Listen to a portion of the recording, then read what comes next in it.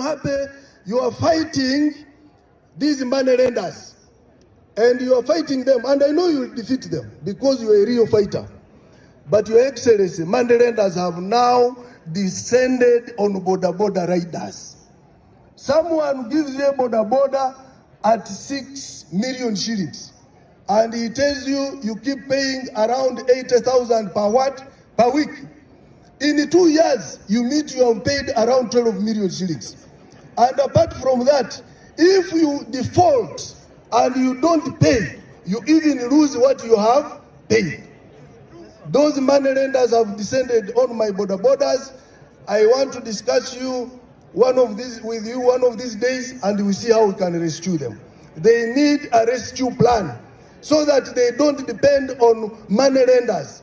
If they are given some seed, then they can buy themselves borders and it becomes a revolving fund. They may not get that seed from a Myoga or from PDM because the seed will be a bit much. Your Excellency, I would like to ask you kindly that you allow me to come with the concept of borders, because that's where the biggest population of our youth is. So let us support them in the business where they are. That one, I beg you, Your Excellency.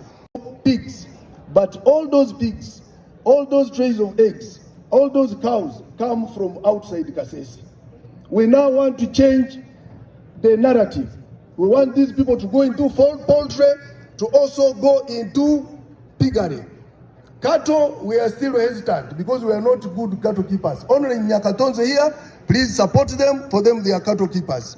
But Your Excellency, now, apart from PDM, you should give us affirmative action. Give us more chicks.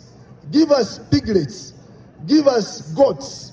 We are going to show you that Kasese has been transformed. I have organized these people in groups. I have the Messiah listeners. Where are they? Messiah listeners muneyo. Ngeya listeners muneyo. Musondolia listeners muneyo. Light FM muneyo.